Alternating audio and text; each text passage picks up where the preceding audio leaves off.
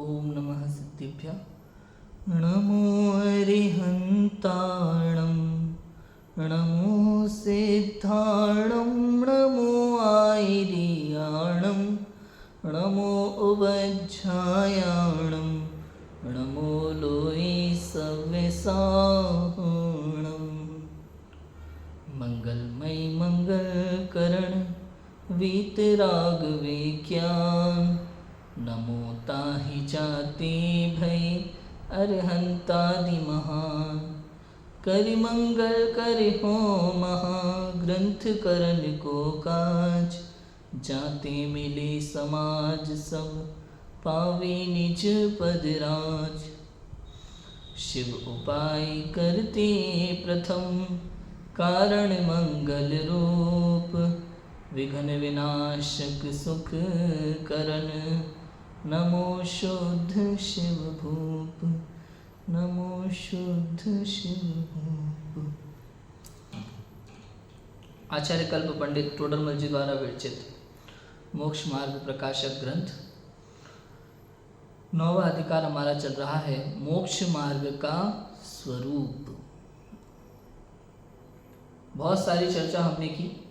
सम्यक दर्शन के लक्षण के विषय में चर्चा चल रही है। मुख्य लक्षण बनाया यहाँ पे विपरीता विनिवेश रहित तत्वार्थ श्रद्धान, उसे सम्यक दर्शन का मुख्य लक्षण कहा। उसमें कई प्रकार के प्रश्न शिष्य के मन में हुए। पंडित टोडरमल जी ने उस काल्पनिक शिष्य का समाधान किया। उसी विषय में कल हमने चर्चा की थी। क्या चर्चा की थी कल? कि भैया ये जो 4 लक्षण कहे हैं तत्वार्थ श्रद्धानम, सम्यक दर्शनम, आपापर का श्रद्धान, आत्मा का श्रद्धान और देव गुरु धर्म का श्रद्धान, ये जो 4 लक्षण हैं इनमें से कौन सा लक्षण मैं अंगीकार करूं? बताओ, किस पर मैं दृष्टि रखूं? किसको मुख्य करूं? मैं मेरे लिए कौन सा लक्षण सही है? ये प्रश्न उठाया था कल। भिन्न भिन्न लक्षण के ना, किस लक्षण को अंगीकार करूं मैं? ये प्रश्न उठाया। उसका उत्तर दिया कि सम्यक दृष्टि के ये 4 लक्षण किस प्रकार एक समान एक समय में पाए जाते हैं और मिथ्या दृष्टि के, जिसके मिथ्यात्व का उदय है, उसके 4 ही लक्षण लक्षणाभास के रूप में पाए जाते हैं। सच्चे लक्षण नहीं होते, आभास मात्र होते हैं। इतनी बात कल की थी। अब देखो पेज नंबर 328, इसके आगे पंडित टोडरमल जी यहाँ क्या कहते हैं कि ये जो लक्षणाभास बताए ना कि भाई जीवाजीव तत्व को मानता तो है, जिन वचनानुसार मानता है जीवादिक तत्वों को, लेकिन नाम जान लेता है, परिभाषाएं जान लेता है, रट लेता है, इतना कर लेता है, भाव भाषण नहीं होता। ऐसे ही आपापर के भिन्नपने की बात करता है, चिंतन की बात करता है, लेकिन जैसे वस्त्रादिक में परबुद्धि है वैसे पर्याय में परबुद्धि नहीं होती, पर्याय में अहम बुद्धि है। मैं आत्मा का चिंतन करता है जिन वचन के अनुसार, लेकिन आपका आप रूप वैसा का वैसा श्रद्धा नहीं करता, मानता नहीं है। बातें तो करता है, आत्मा का चिंतन करता है, मैं ज्ञाता, मैं दृष्टा, मैं सुख स्वरूप, मैं अनंत गुणों का स्वामी, लेकिन ऐसा लगता है आत्मा कोई और ही है। जैसे आपने देखा होगा ना, स्कूल में बच्चे जब पढ़ाई करते हैं तो क्वेश्चंस के आंसर रट लेते हैं, मतलब ही समझ में नहीं आता। सच बताऊं, बचपन में जब मैंने पढ़ाई की थी ना टिहवर बाल विद्या निकेतन स्कूल में, 8वीं कक्षा पास मैडम आ जाती थी पढ़ाने शुरू में तो, और जो कॉलेज में पढ़ाने वाले बच्चे होते थे वो बड़े बच्चों को पढ़ाते थे, मतलब 6वीं में, 7वीं में, 8वीं में। कॉलेज में पढ़ने वाली लड़कियां लड़के जो होते थे वो लोग पढ़ाते थे, वही सर के रूप टीचर्स के रूप में आ जाते थे। वो क्या करते थे, मार्केट से एक गाइड खरीदते थे। कुछ ना उनको खुद को कुछ पाठ का पता होता था ना कुछ, प्रश्न उत्तर गाइड में दिए होते हैं, प्रश्न लिखाया, उत्तर लिख दिया, उतार लो कॉपी में, कल याद करके लाना नहीं तो डंडे पड़ेंगे। वो क्या प्रश्न क्या है, उत्तर क्या है, कुछ नहीं समझाते थे कभी भी। मैं ऐसे ही यहाँ जिनवाणी पढ़ने वाला जो स्वयं से स्वाध्याय करता है ना व्यक्ति, वो ऐसे ही करता है। वो क्या करता है, लाइनों को पढ़ लेता है, रट लेता है, कौन सी बात कही है, किस अपेक्षा से कही है, किस भूमिका के लिए कही है, आप किस भूमिका में हो, ये बात आपके ऊपर लागू करनी है कि नहीं करनी है, ये कुछ मतलब नहीं है, बस पढ़ लेता है, रट लेता है बस। तत्वार्थों के विषय में भी क्या करता है, तत्वार्थों की परिभाषाएं रट लेता है। ओ मुनिराजों के जीवन में ये होता है, श्रावकों के जीवन में ये होता है, ऐसा होता है, वैसा रट लेता है। उसे ये नहीं लगाता कहीं भी ओ मेरे जीवन में क्या होता है है कि नहीं है, मैं यहाँ किस अवस्था में हूँ, अपने ऊपर लागू ही नहीं करता। आपको आप रूप नहीं जानता, पर को पर रूप नहीं जानता। समझ में आया कि नहीं आया?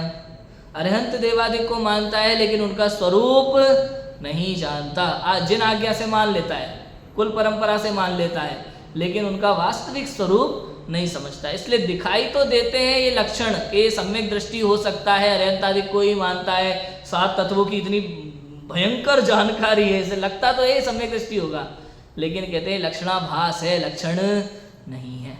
ऐसा है वही चीज, लेकिन भाव भाषण नहीं है तो लक्षणाभास, भाव भाषण है तो सच्चा लक्षण कहलाए।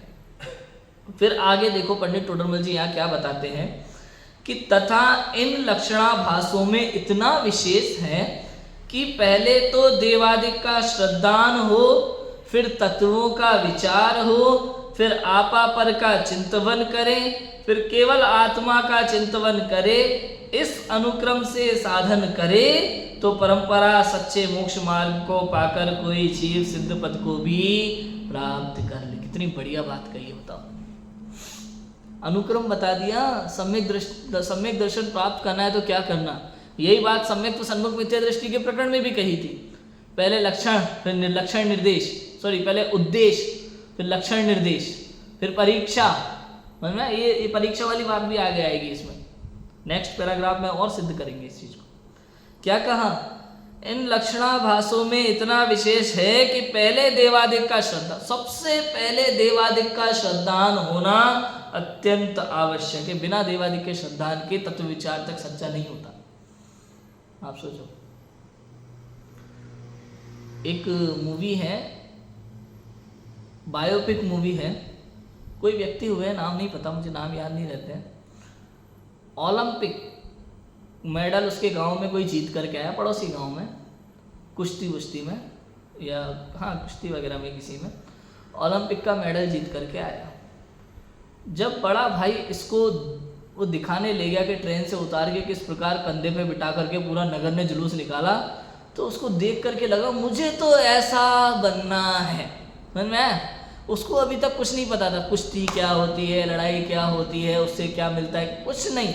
उसने क्या देखा, ओह इतना सम्मान, पूरा गांव सर पे बैठा के घुमा रहा है, लोग तालियां बजा रहे हैं, मुझे भी ऐसा सम्मान चाहिए। ये देवादिक का श्रद्धान है, मतलब वो देव नहीं है तो अरे इस संसार में सबसे सुखी कौन? ओह कुछ नहीं कर रहे, हाथ पे हाथ धरे बैठे, करना कुछ न रहा जैसे कुछ नहीं करना पड़ता और फिर भी अनंत सुखी, मुझे तो इन जैसा बनना है। ये देवादिक का श्रद्धान है।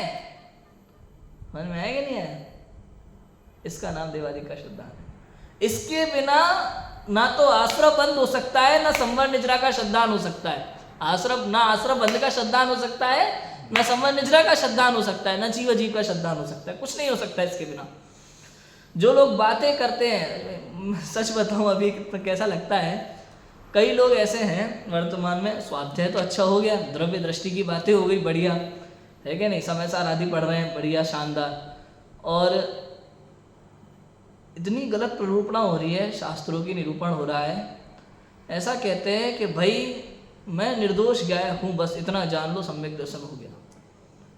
ओ तुम ये पाप तुम कर ही नहीं सकते, पुण्य तुम कर ही नहीं सकते। कल अपन ने भी बात की थी, भैया सापेक्ष कथन है, इसमें स्यादवाद है, आप उड़ा नहीं सकते किसी भी चीज को।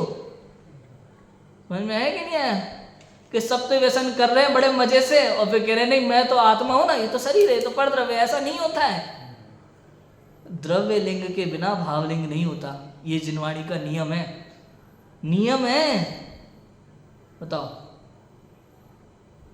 पहले बाहर में महाव्रत 28 मूल गुण दिखाई देंगे कि पहले 3 कसाई चौकड़ी का भाव हो जाएगा? सोचो। अरे पहला गुणस्थान, सबसे पहले तो महाव्रत अंगीकार करने होंगे, मुनि दीक्षा लेनी होगी। जो व्यक्ति मुनि दीक्षा नहीं लेता उस व्यक्ति को कभी भी 7वां 6वां गुणस्थान नहीं होता, कितना ही आत्मा में घुस जाए लीन हो जाए। जब तक अब कोई क्या संबंध है भैया, प्रश्न उठेगा, ये तो जड़ की क्रिया है, महाव्रत अणुव्रत क्या है, ये तो जड़ की क्रिया है, इसका आत्मा के परिणाम से कषायों के अभाव से क्या संबंध? निमित्त नैमित्तिक संबंध है परिणामों का और शरीर का, चूंकि अनादि से एक क्षेत्र का संबंध है, निमित्त नैमित्तिक संबंध है इनका। कोई संबंध नहीं है। महाव्रतों का, 28 मूल गुण का, कषायों के अभाव से कोई संबंध नहीं है दूर दूर तक। ये जड़ की क्रिया है, ये आत्मा है। लेकिन भाई साहब ऐसा निमित्त नैमित्तिक संबंध पाया जाता है कि अगर बाहर में 28 मूल गुण नहीं होंगे तो अंदर में इतना पुरुषार्थ नहीं हो सकता कि आपको 3 कसाय चौकड़ी का अभाव हो जाए। कर लेना, समझ में आया कि नहीं आया? ऐसे पंचम गुण स्थान के लिए अगर आपके अणुव्रत आदि नियम पहले से नहीं होंगे, पहले से अणुव्रत आदि नियम नहीं होंगे तो 2 कसाय चौकड़ी का अभाव नहीं होगा। समझ में आ रहा है कि नहीं आ रहा? कहीं कहीं एट अ टाइम हो सकते हैं, एक समय में समय भेद ना हो, इतना चल सकता है। लेकिन पहले 2 कसाय चौकड़ी का अभाव हो जाए, बाद में अणुव्रत धारण करे, या पहले 3 कसाय चौकड़ी का अभाव हो जाए, बाद में मुनि दीक्षा ले, ऐसा 3 लोक 3 काल में संभव नहीं है। ऐसे ही चौथे गुण स्थान के लिए है, सम्यक दर्शन के लिए, अविरत सम्यक दृष्टि के लिए। ये अविरत सम्यक दृष्टि पढ़ते ही लोगों को ऐसा लगता है हमें तो पूरी छूट है, हमें कोई व्रत नहीं लेना। कई लोग ऐसी व्याख्या कर रहे हैं, भाई पहला गुण स्थान है ना, सप्त व्यसन पाए जा सकते हैं, रात्रि भोजन कर सकता है। कोई ऐसा नियम थोड़ी ना है कि रात्रि भोजन त्याग करो तो ही सम्यक दर्शन होगा। सम्यक दर्शन तो आत्मा को जानने से होता है। जरूरी थोड़ा ना है कि जिन दर्शन जाना पड़ेगा, रोज भगवान के दर्शन करो, जिनेन्द्र दर्शन करो सम्यक दर्शन के लिए, नहीं। आत्मा को जान लो, हो गया सम्यक दर्शन, आत्मा का विचार कर लो, हो गया। अरे भाई मूर्ख हो तुम, वस्तु स्वरूप का ज्ञान नहीं क्या लिखना है? देवादि का श्रद्धांत सबसे पहले। बाहर में जब तक अन्याय अनीति अभक्ष, सामान्य अन्याय अनीति अभक्ष का त्याग ना हो तब तक सम्यक दर्शन की पात्रता नहीं है उस जीव में, पात्रता नहीं है। प्रश्न फिर उठेगा, रात्रि भोजन का सम्यक दर्शन से क्या संबंध है? अनछना पानी पीने का सम्यक दर्शन से क्या संबंध है? बताओ भाई, निमित्त नैमित्तिक संबंध है। क्योंकि आत्मानुभवी वो है जो स्वयं को आत्मा देखता है और समस्त संसार को आत्मा देखता है। और जिसमें अनंत आत्माओं की हत्या हो रही हो, अनंत जीवों की हत्या हो रही हो, ऐसा भोजन, ऐसी गृद्धता भोजन में उस जीव के नहीं पाई जाती।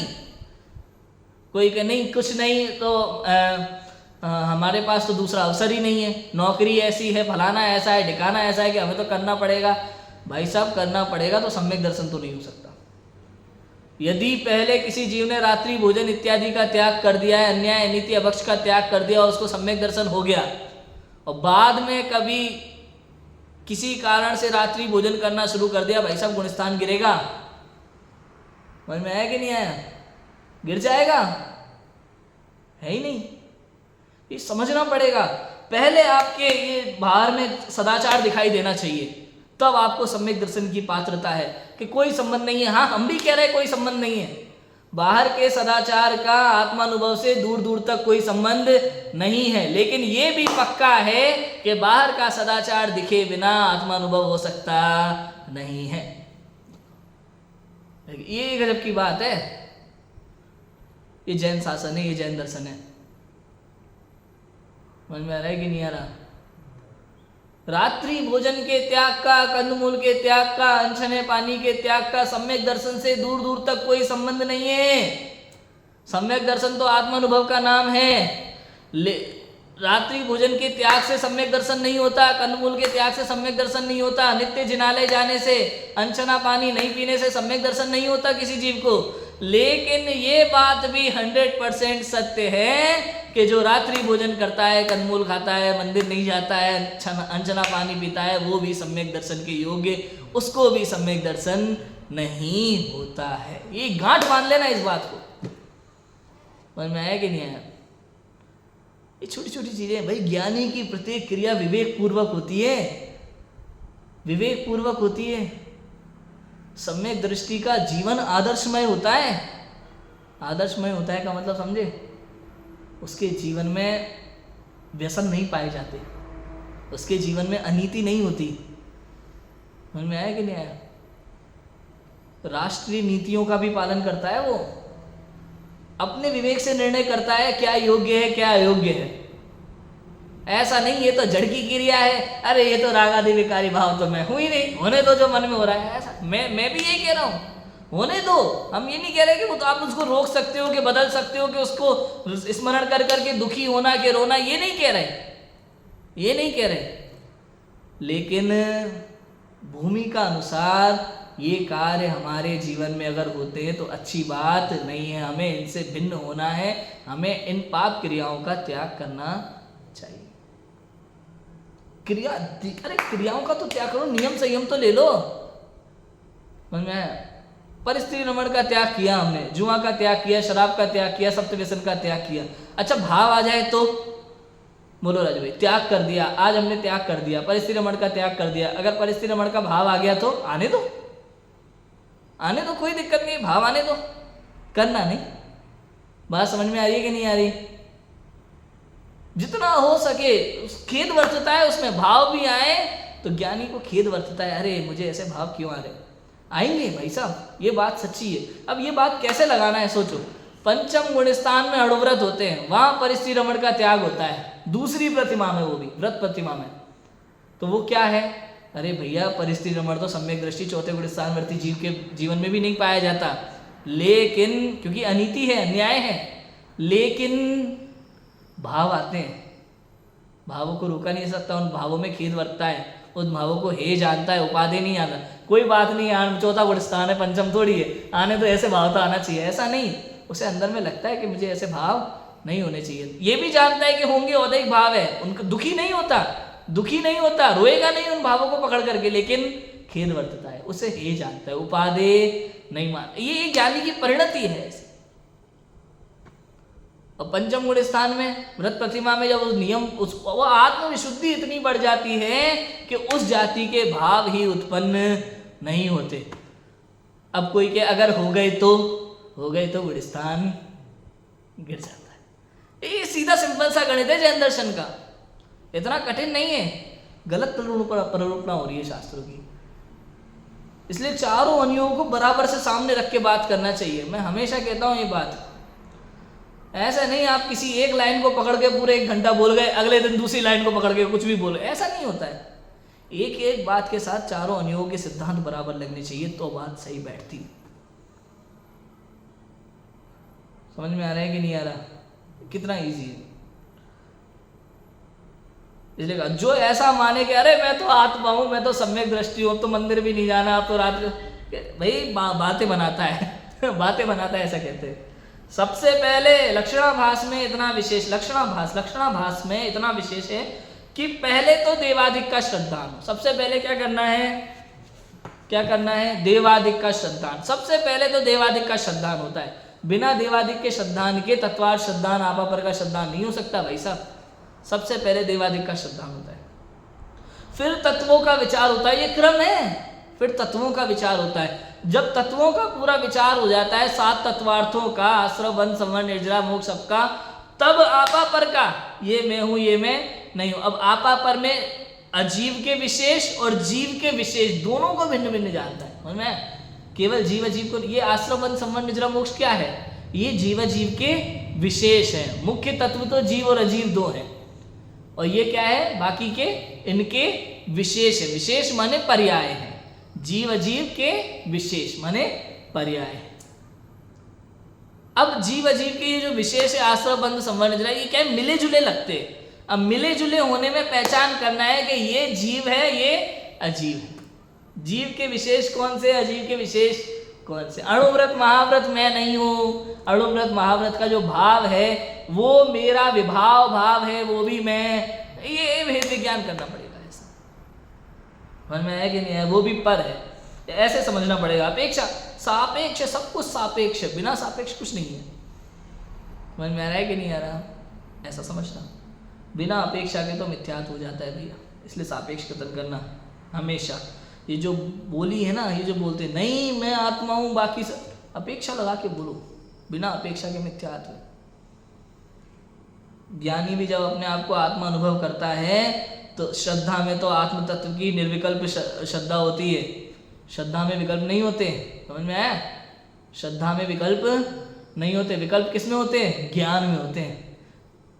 समझ में आया? चारित्र में वहां निर्विकल्प अनुभव होता है एक समय का। चारित्र में विकल्प होते हैं, ज्ञान में विकल्प होते हैं, श्रद्धा में विकल्प नहीं होते। इसलिए वो निर्विकल्प अनुभूति गई, श्रद्धा को अनुभूति कहा। उस समय ज्ञान में विकल्प चालू होते हैं, कभी भी ज्ञान विचार बिना होता ही नहीं है। आप सोचो ज्ञान में विचार रुक जाएगा, नहीं, वो तो चलता रहेगा। ज्ञान में विचार चलता रहता है। चारित्र में जितनी जितनी कषाय का अभाव होता है उस संबंधी विचार विकल्प रुकते हैं, उसको ही निर्विकल्प अनुभव कहा। और बाकी के विकल्प चालू चालू रहेंगे, रुकेंगे नहीं। शुद्धोपयोग के काल में भी नहीं रुकेंगे, तभी तो आश्रम बंद होता है, नहीं तो आश्रम बंद रुक ही जाए, पूरा पूरा मोक्ष हो जाए फिर तो। ये सब सूक्ष्म बातें हैं, समझ में आ रहा है? ऐसा है। देवादिक का श्रद्धानु पहले, फिर तत्वों का विचार हो, फिर आपा पर का चिंतन हो। आश्रम बंध संवरण निद्रा मोक्ष का पूरा विशेष का विचार करके फिर ये मैं हूं ये मैं नहीं हूं, ये पूरा विचार पहले सात तत्व का विचार हो गया ना, अब समझ में आ गया क्या मैं हूं, क्या मेरे विशेष है, क्या परद्रव्य के विशेष है, अजीव के विशेष क्या है, जीव के विशेष क्या है। सारा विचार होने के बाद में फिर आपा पर का चिंतन चलता है, फिर भेद विज्ञान करता है। उसके बाद भेद विज्ञान का क्रम चले, फिर भेद विज्ञान होने के बाद ये मैं हूं ये मैं नहीं हूं, सारा भेद विज्ञान हो जाएगा पूरा, अलग अलग कर दिया सब दाल और छिलके, समझ में? उसके बाद ये छिलका उठा के क्या कर देना है, फेंक देना है और दाल बना लेना है। ये आत्मा का श्रद्धा। फिर आत्मा का अकेले का चिंतन होगा। पहले छिलका फेंक दिया जाएगा, सबसे पहले तो छिलका अलग होगा, उसके बाद छिलका फेंकेंगे। ऐसा है, समझ में आया कि नहीं आया? मतलब ये समझो राजू भाई, पहले तो भोजन का श्रद्धान हो, दाल का, जो दाल बनानी है ना, कि भाई हमें तुअर की दाल बनानी है या छिलके वाली उड़द की दाल बनानी है, पहले दाल का श्रद्धान हो, मैं ये देवादिक का श्रद्धान हुआ। उसके बाद तत्वार्थों का श्रद्धान। अब दाल का श्रद्धान, दाल बनानी है पहला ये, अब कौन सी दाल बनानी है के लिए, दुनिया भर की, मसूर की, उड़द की, चना की, फलाना की, ढिकाना की। उसके बाद एक दाल के भाई आज उड़द की छिलके वाली दाल बनानी है, वो भी छिलका हटाने के बाद, ये श्रद्धान। दाल बनानी है तो दाल अलग और छिलका अलग, फिर छिलका उठा करके फेंक देना, आत्मा आत्मा, छिलका छिलका रख लेना। ये भेद विज्ञान ऐसा होता है, क्रम है इसका एक एक। इस अनुक्रम से साधन करे तो परंपरा सच्चे मोक्ष मार्ग को पाकर कोई जीव सिद्ध पद को भी प्राप्त कर ले। इस अनुक्रम से यदि साधन करे, ऐसे अनुक्रम से चिंतन करे, तो सच्चे मोक्ष मार्ग को पाकर कोई भी जीव सिद्ध पद को प्राप्त कर सकता है। ये पूरी गाइडलाइन दे दी है कि ऐसे अनुक्रम से साधन करो आप। तथा इस अनुक्रम का उल्लंघन करके, अब देखो, जिसके देवादिक की मान्यता का तो कुछ ठिकाना नहीं है और बुद्धि की तीव्रता से तत्व विचार आदि में प्रवर्तता है, इसलिए अपने को ज्ञानी जानता है, अथवा तत्व विचार में भी उपयोग नहीं लगाता, आपा पर का भेद विज्ञानी हुआ रहता है, तथा आपा पर का भी ठीक नहीं करता, अपने को आत्मज्ञानी मानता है। सो ये सब चतुराई की बातें हैं भाई। मानादिक कसाय के साधन है, कुछ भी कार्यकारी नहीं है। इसलिए जो जीव अपना भला करना चाहे, उसे जब तक सच्चे सम्यक दर्शन की प्राप्ति ना हो, तब तक इनको भी अनुक्रम ही से अंगीकार करना चाहिए। अब देखो, पंडित टोडरमल जी ने सबको लाइन में ले लिया भाई। कैसे कैसे जीव होते हैं आप सोचो, अलग अलग अनुयोग का कथन अध्ययन करके, स्वाध्याय करके मार्ग से भटक जाते हैं।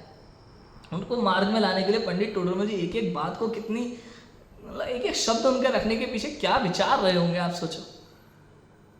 जिसके देवादिक की मान्यता का तो कुछ ठिकाना ही नहीं है, बुद्धि की तीव्रता से तत्व विचार आदि में प्रवर्तता है। क्रम से बुद्धि की तीव्रता, क्षयोपशम बहुत अच्छा हो, जैसे मैंने अभी बातें मार दी ना पूरी, आश्रमबंध संबंध निद्रा है, कौन से गुणस्थान में क्या, ये भाव मेरे, ये मेरे नहीं, ये पुद्गल के विशेष, जीव के विशेष, ये सब बुद्धि की तीव्रता, ये क्षयोपशम ज्ञान है। बट पढ़ लिया शास्त्र में एक एक चीज और रट लिया, सुना रहा है तोते की तरह, समझ में आ रहा है? देवादिक की मान्यता का तो कुछ ठिकाना नहीं है, बुद्धि की तीव्रता से तत्व विचार आदि में प्रवृत्ता है, और अपने को ज्ञानी जानता है, अपने को सम्यक दृष्टि मान के बैठा, ओहो मुझे तो 7 तत्वों की एक एक बारीकी पता है, मैं सम्यक दृष्टि। तू सम्यक दृष्टि नहीं है, तू मूर्ख दृष्टि है, समझ में है? बहुत सोचने वाली बात है राजू भाई। आज के समय में कुछ लोग तो ऐसे हैं जिन्होंने वास्तव में शास्त्राभ्यास करके मंदिर जाना ही छोड़ दिया, जबकि ये तक लिखा है कोई भी हो, मिथ्या दृष्टि हो, सम्यक दृष्टि हो। भाई साहब, संजीव जी गोदा के प्रवचन सुना था, उन्होंने बताया, मतलब उसमें प्रवचन में कोई व्यक्ति ऐसा आया, पहले वो देते थे उदाहरण, खुद संजीव जी भाई सब देते थे उदाहरण कि भाई जब मंदिर में स्वाध्याय चल रहा हो और आप सोचो कि मैं पहले दर्शन करूं, परिक्रमा लगाऊं, ये बोलूं, समय बर्बाद मत करो, पहले जिनवाणी सुनो। क्यों? क्योंकि भगवान के पास जाके क्या मिलेगा? भगवान खुद यही कह रहे हैं, तो भाई मेरे पास अपना दुखड़ा सुनाने आया, इससे बढ़िया मैंने उपाय बताया वो सुनना, वहाँ शास्त्र सभा चल रही है, यहाँ क्यों आया? संजीव जी पहले ये उदाहरण देते थे, उन्होंने खुद बताया, उन्हें सच्चा लगता था, बहुत सही बात है ये तो, लेकिन बाद में उन्होंने गलती स्वीकार की और कहा नहीं ऐसा नहीं करना चाहिए, गलत है, इसमें जिनवाणी का देवसास गुरु का वर्णवाद है। तो मंदिर आए हो ना, शास्त्र सभा चल रही है, आपका पहला कर्तव्य है पहले मंदिर जाकर के जिनेंद्र भगवान को नमस्कार करना। भले आप आधा घंटा मत लो दर्शन में, आधा मिनट लो, लेकिन सर्वप्रथम कर्तव्य है जिनेंद्र भगवान को नमस्कार करना, उसके बाद स्वाध्याय में बैठना। उसके बाद भी जो स्वाध्याय में वक्ता बैठे हैं, वहाँ जो जिनवाणी विराजमान है, जिस जिनवाणी का स्वाध्याय चल रहा है, उस जिनवाणी को नमन करना, उसके बाद वहाँ बैठना, ये नियम है। समझ में आया कि नहीं आया?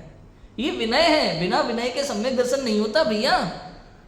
अकड़ में रहता है जीव, ओ मैं मंदिर क्यों जाऊं, हैं भगवान तो यहाँ है भाई, ऐसा मत जाओ और अपने आप को ज्ञानी आत्मानुभवी मानता है, ये आत्मानुभवी नहीं है तो क्या है? मिथ्या दृष्टि, महामिथ्या दृष्टि, ऐसा है। समझ में आया? बुद्धि की तीव्रता से तत्व विचार आदि बढ़ता है, इसलिए अपने को ज्ञानी जानता है। तत्व विचार में भी उपयोग नहीं लगाते, कुछ जीव ऐसे हैं जो तत्व विचार में भी उपयोग नहीं लगाते और आप अपर का भेद विज्ञानी हुआ मानते हैं अपने आप को, कि मुझे तो पता है ना, मैं आत्मा हूँ, बाकी सब परद्रव्य है। लगता भी है कि नहीं लगता? बताओ, अनादि से पता है, हमें तो मालूम है मैं आत्मा ही परद्रव्य है। कोई मरता है, आत्मा अलग हो जाती है, शरीर अलग हो जाता है, फिर इतनी अहम बुद्धि क्यों है पर्याय में? काहे को सुबह से शाम तक लगे हो इसके पीछे? क्यों करोड़पति बनना चाहते हो? क्यों नाम पद प्रतिष्ठा के पीछे लगे हो? आत्मा का तो आज तक कभी नाम हुआ नहीं है। बताओ बताओ, सिद्धों में कितनों के नाम याद है आपको? बताओ, अनंत सिद्धों में किन किन के नाम याद है? 24 तीर्थंकरों के नाम याद हो गए होंगे, और सिद्ध सबको सिद्ध के करके नमस्कार कर लेते हैं। और तू जिसकी नाम पद प्रतिष्ठा चाहता है, कैसे कैसे बोलते हैं लोग, बताओ। अरे जीवन में कुछ ऐसा काम कर जाओ कि दुनिया याद करे। भाई तू मूर्ख, मिथ्या दृष्टि है। समझ में आया कि नहीं आया? जीवन में ऐसा काम मत करो कि दुनिया याद करे, बल्कि जीवन में ऐसा काम करो कि दोबारा जन्म मरण ना हो, दोबारा संसार में आना ना पड़े। समझ में आया कि नहीं आया? आप सोचो,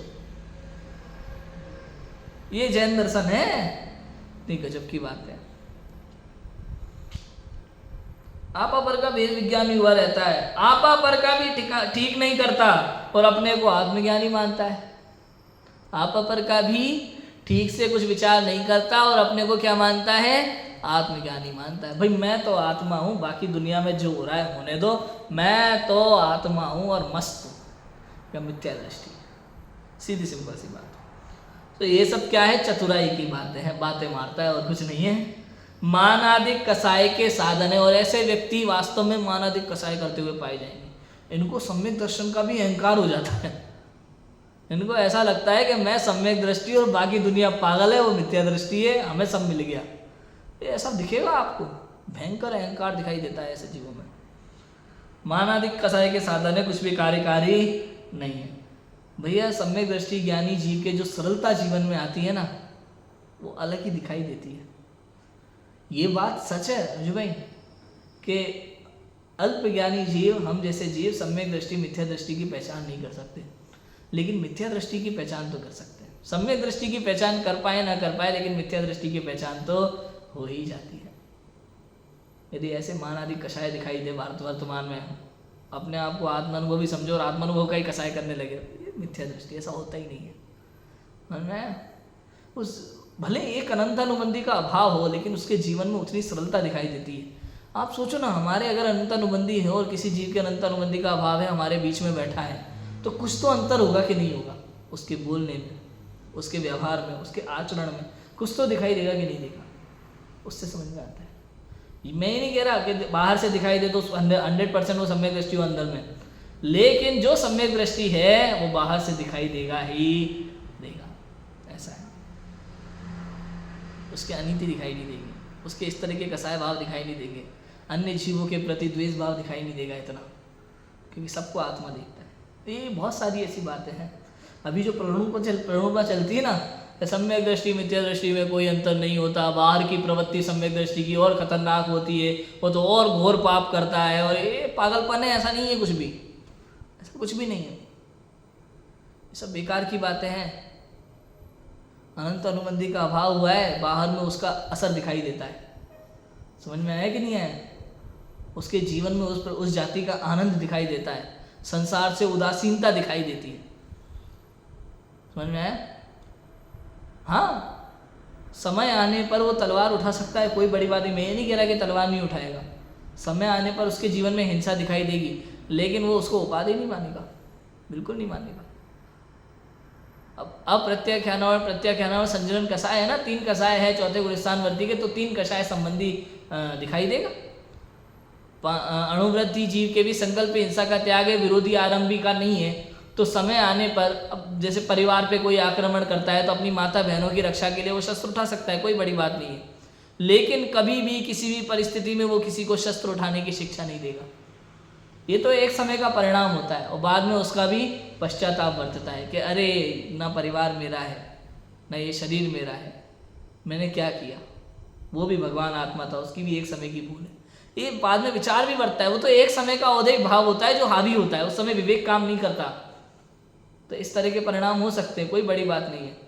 लेकिन आप इसको राजमार्ग बना लो कि अरे नहीं, पंचम गुण स्थानवर्ती को तो खाली संकल्प हिंसा का त्याग है, बाकी 3 की छूट है। भाई छूट नहीं है, छूट किसी चीज की नहीं है, उसके बंद होता है उसको उसका फल भुगतना पड़ेगा। समझ में आया कि नहीं आया? छूट नहीं कहा, वहां पे छूट नहीं है कि जो मन में आए कर सकता है, ऐसा नहीं है। तो भाई वर्तमान की कमजोरी है, क्या है? वर्तमान की कमजोरी है, उतनी ही शुद्धता प्रकट हुई है कि संकल्प हिंसा का त्याग हुआ है, बाकी 3 कषाय का त्याग नहीं हुआ। लेकिन वो उपादेय नहीं है, वो भी है। कल को और शुद्धता बढ़ेगी, महाव्रत अंगीकार होंगे, 3 कषाय चौकड़ी का अभाव होगा, तो 5 पाप का भी पूरा त्याग हो जाएगा। ये वस्तु का स्वरूप है, ऐसे समझो। जिनवाणी को सही तरीके से समझना बहुत जरूरी है। लोग गलत अर्थ में ले लेते हैं ना, तो अर्थ का अनर्थ हो जाता है यही होता है। इसलिए कसाएं फैल रही है संसार में, हम खुद फैलाते हैं। समझ में आ रहा है कि नहीं यार? ऐसा है।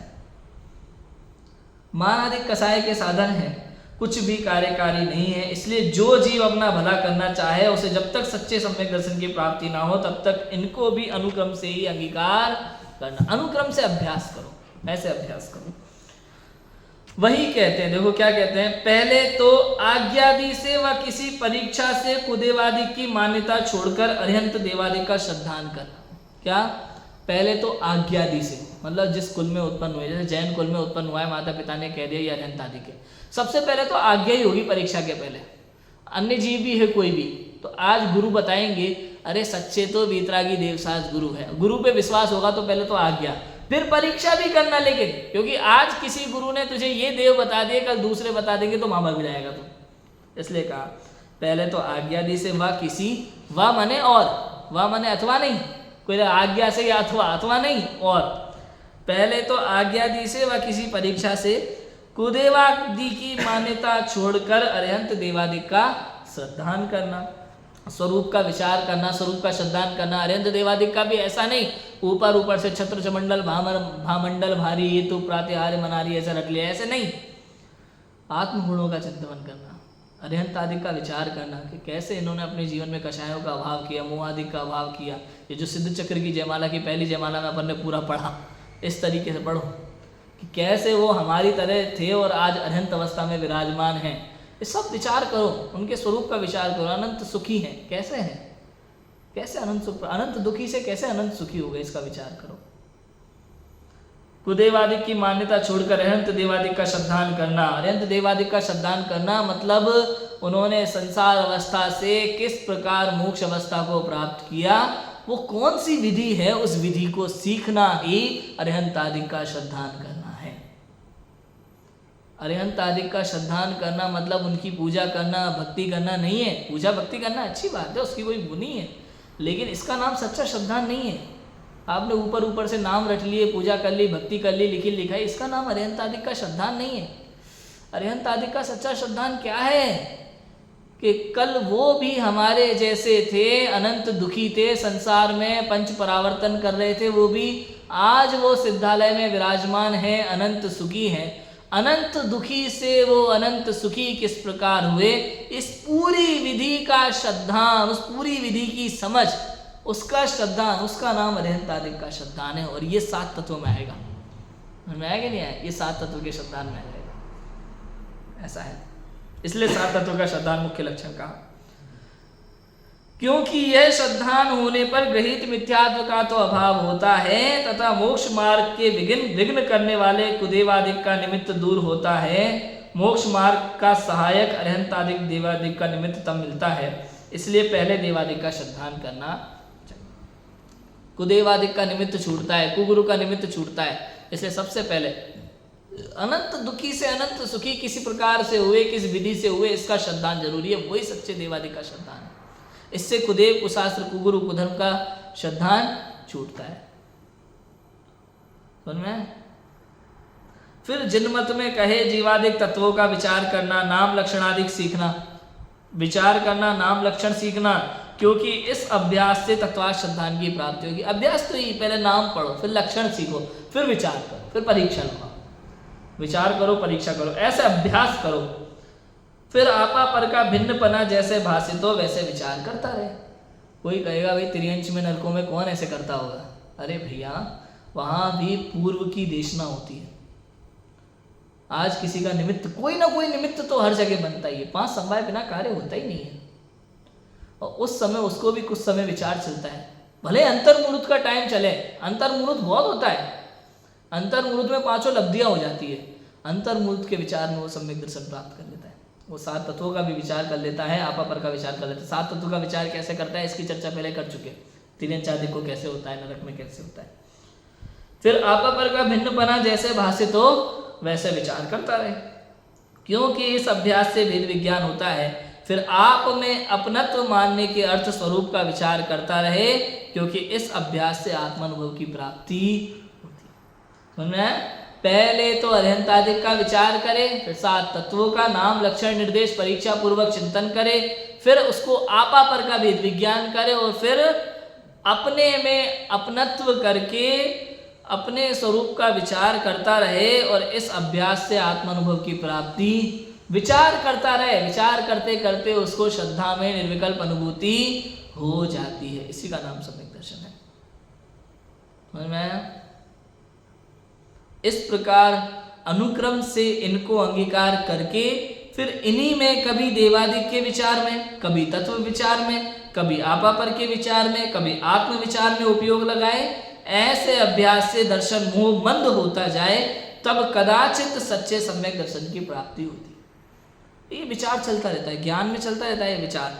तो दर्शन मोह जिस समय मंद पड़ता है और ऐसा विचार का क्रम अंदर में चलता रहता है, अभ्यास चलता रहता है, तो सम्यक दर्शन की प्राप्ति भी हो जाती है। इसलिए सर्वप्रथम तो यही है, नित्य जिनालय आना, वीतरागी भगवान के दर्शन किए बिना पानी भी पीना उचित नहीं है। सच बात तो ये नीति है, नीति है, छोटी छोटी बातें हैं, संस्कार है भैया। इनके बिना, विनय के बिना सम्यक दर्शन होता नहीं है। ऐसी विनय चाहिए अंदर में। बताओ, आपके घर में रिश्तेदार आते हैं तो सबसे पहले क्या करते हैं अपन? मामा चाचा है, मामा तो चाचा वगैरह आते, क्या करते हैं अपन?